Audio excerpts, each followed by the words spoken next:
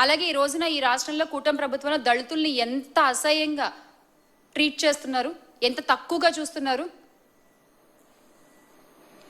అదే వైఎస్ జగన్మోహన్ రెడ్డి గారు గత 5 ఏళ్ళు కులం చూడకుండా, మతం చూడకుండా, ప్రాంతం చూడకుండా, పార్టీ చూడకుండా పరిపాలన అందించిన తీరు ఈ రోజున ప్రతి ఒక్కళ్ళకే గుర్తొస్తోంది.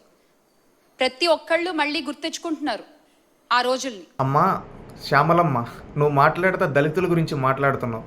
జగన్మోహన్ రెడ్డి గారు కులం చూడలేదు, మతం చూడలేదు, ప్రాంతం. అవును, కులం చూడలా, మతం చూడలా, ప్రాంతం చూడలా. కులం చూడకుండా, మతం చూడకుండా, ప్రాంతం చూడకుండానే అన్ని ప్రాంతాలని నాశనం చేశాడు, అన్ని మతాలని వేధించాడు, అన్ని కులాల వాళ్ళని పొట్టన పెట్టుకున్నాడు.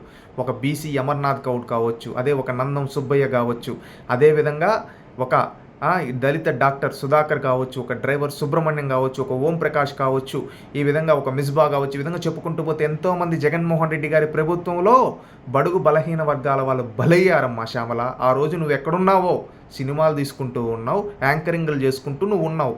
ఆ రోజు నువ్వు అక్కడుండి ఆ రోజు ప్రశ్నించకుండా ఈ రోజు వచ్చి మాట్లాడుతూ ఉన్నావు.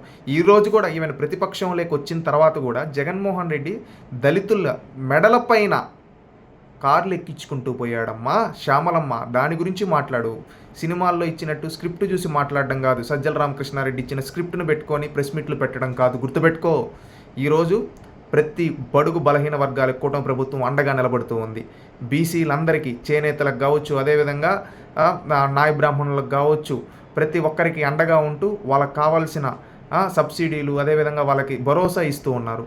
అదేవిధంగా గుర్తుపెట్టుకో అమ్మా, చంద్రబాబు నాయుడు గారు దళితుల్ని కారులో కూర్చోబెట్టుకుని దళితులింటికి ప్రతి నెల పేదల సేవలో అని దళితులింటికి వెళ్తూ దళితులకు అండగా, గిరిజనులకు అండగా, మైనారిటీలకు అండగా ఈ విధంగా నిలబడుతూ ఉంటే జగన్మోహన్ రెడ్డి ఏమో ఈవెన్ అధికారంలో వాళ్ళ గడపలు కూడా దొక్కల, కనీసం ప్యాలెస్లో కొనుక్కో ఉన్నాడు. ఈరోజు అధికారం పోయిన తర్వాత వాళ్ళ తలలపైన ఎక్కించుకొని పోతూ రాజకీయం చేస్తున్నాడు. ఇప్పటికి కూడా వాళ్ళ ప్రాణాలు తీసి. తెలుసుకోండి శ్యామల గారు.